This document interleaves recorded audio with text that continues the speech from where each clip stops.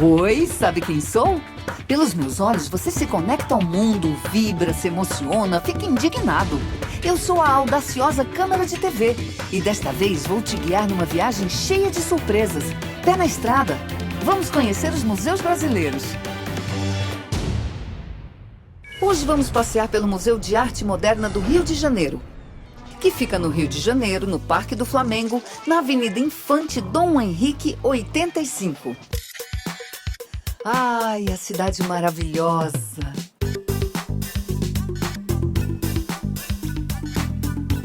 Impossível vir ao Rio de Janeiro e não conhecer o MAM, palco de movimentos de vanguarda nos anos 50 e 60 e importantes mostras de artistas nacionais e internacionais. Famoso também por ser um dos cartões postais da cidade. Sua arquitetura é mundialmente reconhecida. Sendo assim, antes de entrar, vamos saber mais sobre o arquiteto e o projeto? Bom, a gente está aqui diante de um projeto do arquiteto Afonso Eduardo Ride, um dos marcos da arquitetura moderna brasileira. É um projeto de 1953, que teve várias etapas e que é indiscutivelmente um dos grandes edifícios da arquitetura brasileira. É um prédio que tem que ser sempre visitado, é um prédio que funciona especialmente para ser um museu, para guardar uma coleção, para expor arte. Ele tem todas as características importantes para fazer com que a arte que seja exposta nele ganhe dignidade, ganhe visibilidade. É um prédio fincado no centro do Rio de Janeiro, que dialoga com a natureza do Rio, que dialoga com a cidade do Rio. Em lugar de confinar as obras de arte entre 4 paredes, a solução foi fazer uma estrutura vazada e transparente que permite a continuidade com o jardim, que abriga obras interessantes.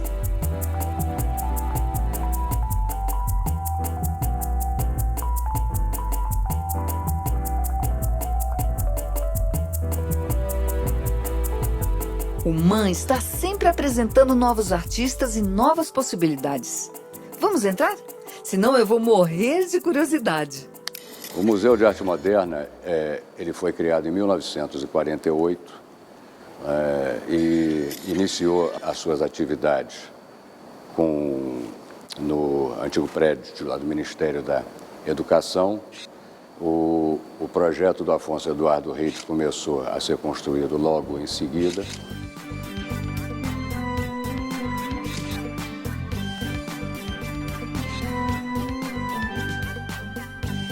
Em 1968, este prédio aqui ele ficou pronto e aí o museu ele já tinha um acervo internacional, um acervo de arte brasileira muito expressivo, que, infelizmente, em 1978 nós tivemos um incêndio, e que grande parte do seu acervo ele foi perdido. Em 1992, o Gilberto Chateaubriand colocou a sua coleção aqui em regime de comodato, uma coleção que hoje tem mais ou menos, é composta de aproximadamente 8.000 obras, das quais já estão 5.800, quase 6 aqui.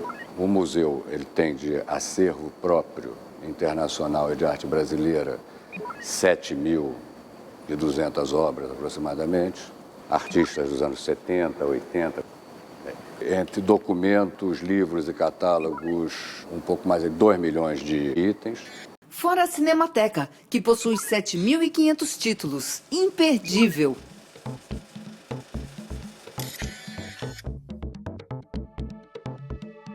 Bom, hoje a gente está aqui no MAM, temos 6 exposições acontecendo no momento. Estamos aqui diante dessa parede de abertura da exposição da coleção permanente, com 2 artistas seminais da arte brasileira, de 2 gerações distintas. Tarsila do Amaral, com esse quadro Vendedor de Frutas, que é um dos ícones da arte moderna brasileira, mostrando um pouco, a partir dessa vibração cromática, dessa pintura que incorpora elementos do vocabulário do cubismo, do pós-cubismo, e introduzindo essas frutas, essa cor, esses volumes, essa sensualidade que mostram uma artista preocupada com o Brasil, preocupada de mostrar o Brasil com um vocabulário, com uma linguagem moderna.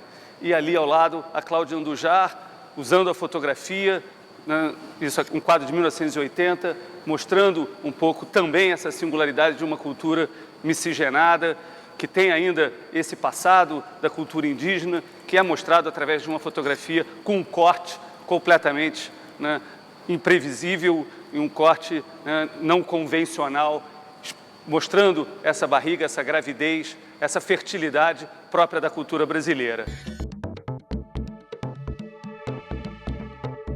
O Wesley Duke Lee, com essa frase, que eu acho que é uma frase síntese dessa genealogia do contemporâneo, que é o nome que eu dei para essa exposição, que mistura esse ontem, que é sempre hoje, esse hoje, que também é um amanhã, e o mestre Didi, que fala também desse tempo, né, sem tempo, do mito, do ritual.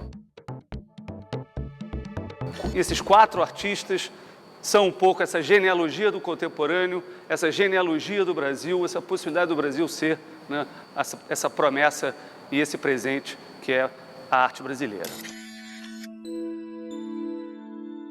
Eu venho sempre. Eu me formei em artes e a Gabi é minha irmã e está vindo pela segunda vez. O que você gostou mais? Eu gostei mais dessa obra, Paré. Eu achei uma obra diferente. E o que você falou de verdade naquela hora? Você levou um susto, né? Dá um susto, dá medo, mas é diferente, é legal. Aqui a gente está numa sala que está tentando discutir o que é o Brasil, como que a arte brasileira pode dar uma visão do Brasil. O Lazar Segal, um modernista, né, típico, clássico, né, e o Barrio, um artista fundamental dessa virada do moderno para o contemporâneo, são 2 artistas, um é português, o Barrio, e o outro é lituano, que nessas obras mostram um pouco essa incorporação de uma nova identidade, e essa nova identidade é uma identidade híbrida, mestiça, que é o Brasil. O Barrio pega aqui a sua própria identidade, né, a sua carteira de identidade de estrangeiro e borra essa carteira de identidade com o café. E aqui o Lazar Segal, que é um lituano, pinta esse autorretrato e incorpora elementos, né, no rosto, né, de uma figura mulata, uma contribuição genética do Brasil para o mundo, que é essa mestiçagem que está aqui, né, explicitado nesse autorretrato do Lazar Segal. A ideia do MAM é formar e diversificar o seu público, que soma mais de 100 mil visitantes por ano. E a gente vai para um outro núcleo, né, que eu chamei de cidade partida, que também tem a ver com essa especificidade da cultura brasileira, e mais especificamente o Rio de Janeiro viveu, né, desde sempre essa partilha interior dentro da sua cidade, que ao mesmo tempo que cria tensões sociais, produz uma enorme criatividade que é muito singular da cultura brasileira. Aqui a gente tem, né, uma parede em que aparece o Antônio Manuel, um quadro, né, um trabalho que ele fez a partir dos clichês de jornal, né, em que ele explora um pouco as tensões do período da ditadura militar, é um quadro lá dos anos 60. E aqui, né, um trabalho do Luiz Alfonso, essa realidade típica do bar, do botequim, né, em que nasce o samba, que é um pouco essa mistura, né, da música branca com a música negra.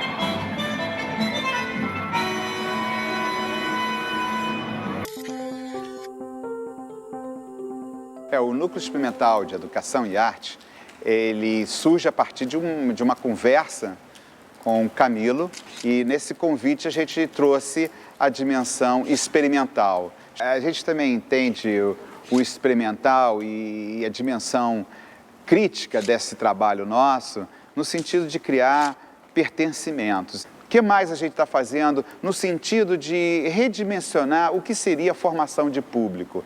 É o trabalho Programa em Família. Esse programa em família, a cada fim de semana, a cada domingo, pais, filhos, mães criam junto uma visita com uma conversa no museu. E nessa conversa, o importante é ter um trabalho onde todos discutem sobre diversos níveis o que representa, quais são os sentidos de uma produção artística, de um acervo, da coleção desse lugar. Os resultados disso têm sido, assim, a formação de um público que está voltando.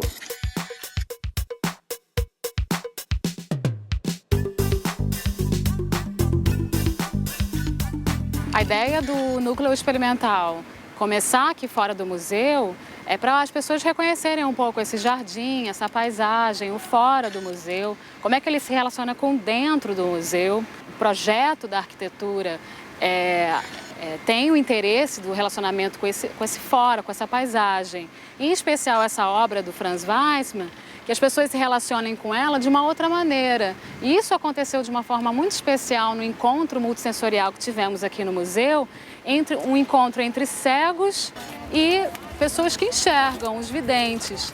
Esse encontro foi uma experiência riquíssima, compartilhada, onde o vidente pôde perceber uma outra temporalidade de reconhecimento da obra. Como é que o cego se relaciona com essa obra, que ele precisa tocar, ele precisa reconhecer as suas formas, e esse vidente que, na maioria das vezes, tem um olhar passageiro, ligeiro por essa obra.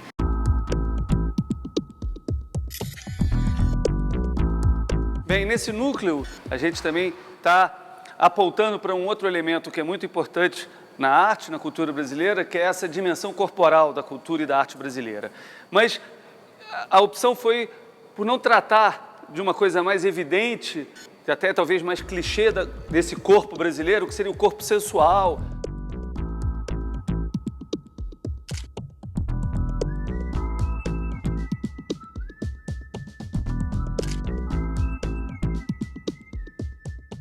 Mas sim falar de um corpo mais dilacerado, de um corpo mais tensionado, de um corpo híbrido e que aparece nessa figura aqui toda fragmentada, meio uma simbologia meio animal, né, uma coisa meio de vértebra, meio vertebral, que passa para esse fundo com Ivan Serpa e 2 desenhos do Flávio de Carvalho.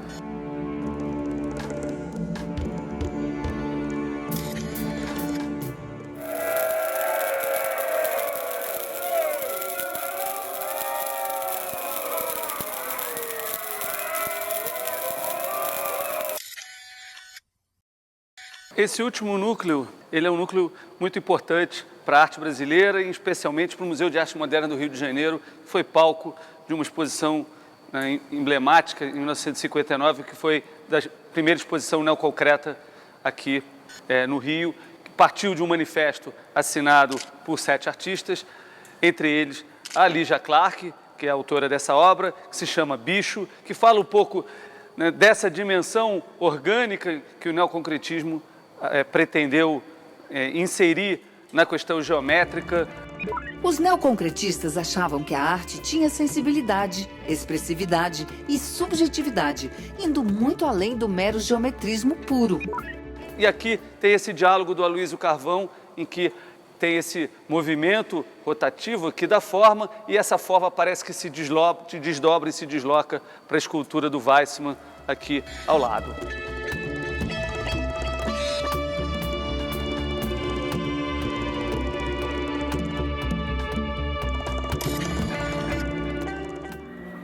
O Mann sempre uniu arte e liberdade. Uma obra de arte viva. No segundo bloco tem mais, fica aí.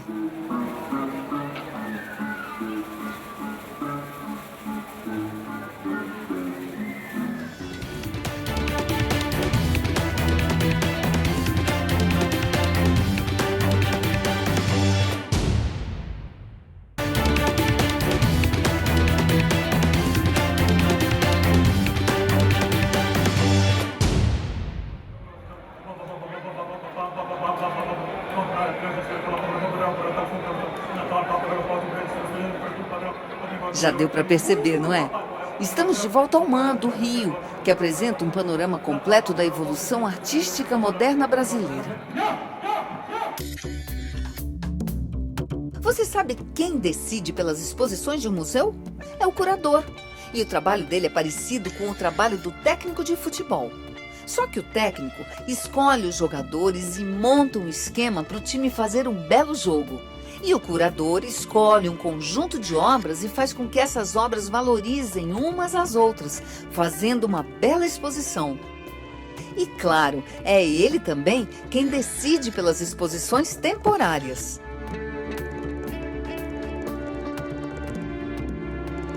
A terceira metade pretende ser uma discussão da relação entre a cultura brasileira e as culturas do Atlântico Sul. No caso, essa terceira metade tem uma artista brasileira, que é a Tatiana Blas,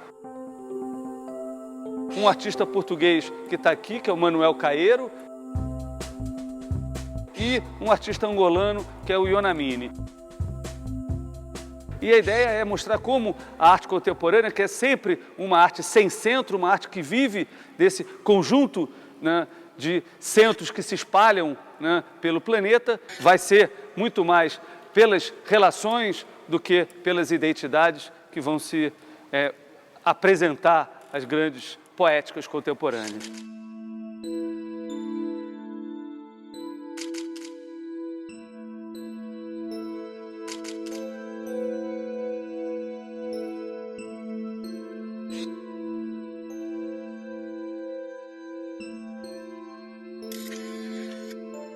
Estamos aqui agora na exposição do Carlos Ilho, um artista brasileiro, começou a sua carreira nos anos 60 e essa é uma exposição de trabalhos recentes dele, de 2009 para cá.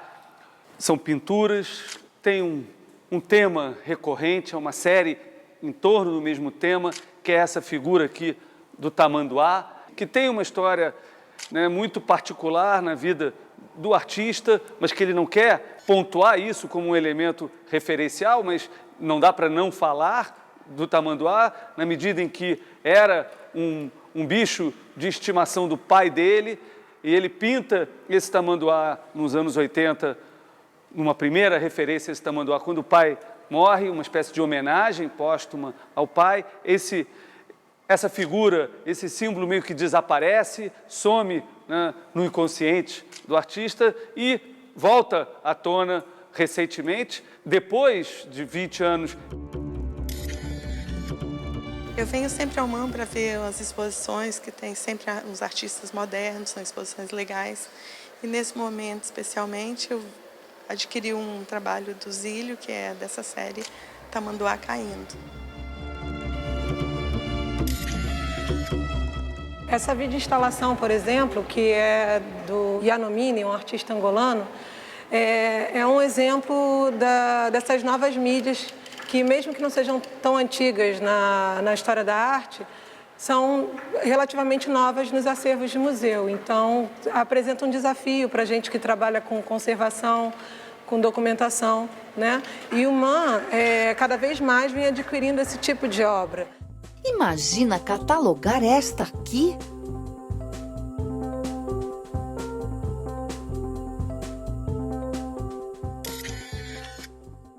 Es la segunda vez que vengo a Brasil y quisimos venir a ver el Museo de Arte Moderno porque cada ciudad tiene una visión distinta del arte y queríamos saber qué Río, qué es lo que veía y qué nos podía enseñar.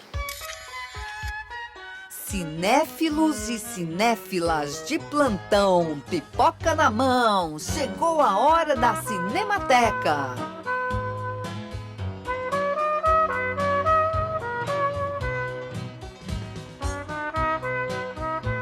Bom, a Cinemateca começa justamente uns meses depois do Museu de Arte Moderna mesmo. A ideia era incluir o cinema como uma das artes modernas. De lá para cá, o trabalho da Cinemateca foi muito desenvolvido. Em alguns momentos ela teve um papel mais importante, outros menos. Por exemplo, eu podia citar aqui o movimento Cinema Novo, que mais ou menos foi gerado e foi muito debatido aqui nas nossas sessões na Cinemateca na década de 60.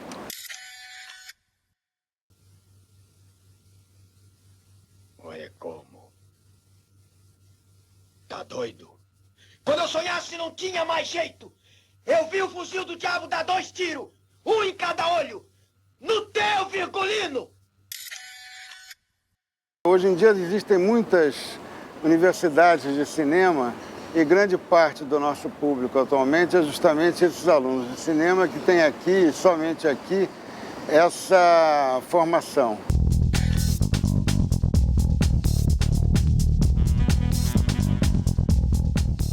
Aqui eles têm cinejornais, curtas e longas metragens, comédias mudas como O Gordo e o Magro, chanchadas da década de 40 e 50, filmes contemporâneos, enfim, são mais de 7.000 títulos.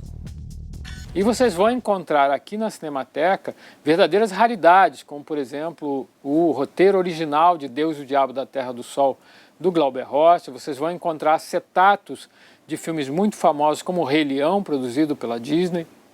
Vocês vão encontrar um conjunto de cartazes vindo praticamente desde a origem do cartaz, lá na década de 20 até a atualidade. Vocês vão encontrar os mais variados tipos de documentos, na medida em que eles foram criados para acompanhar os filmes em sua presença em meio à sociedade.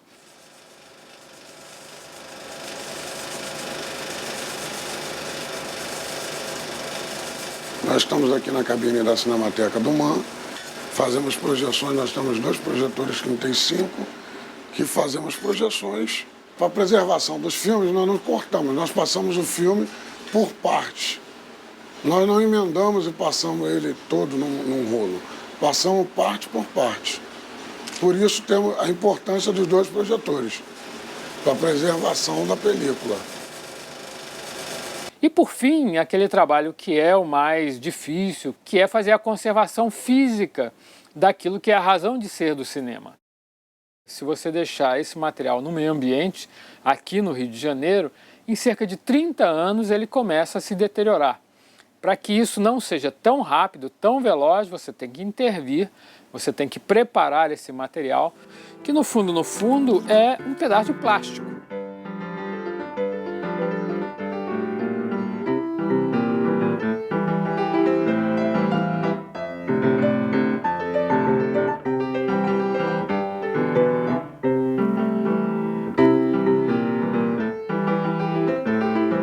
Sou eu que além de programador da Cinemateca, sou também pianista de filmes mudos. Eu venho fazendo isso aqui na Cinemateca desde início de 87.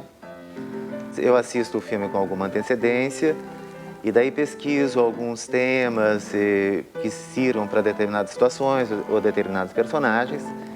Mas também, claro que na hora sempre existe a questão da improvisação, como também acontecia na época. E esses espetáculos, de alguma forma, recriam as sessões de cinema como era no início da história do cinema, no final do século XIX, até início da década de 30 do século passado, onde todos os filmes tinham acompanhamento musical ao vivo.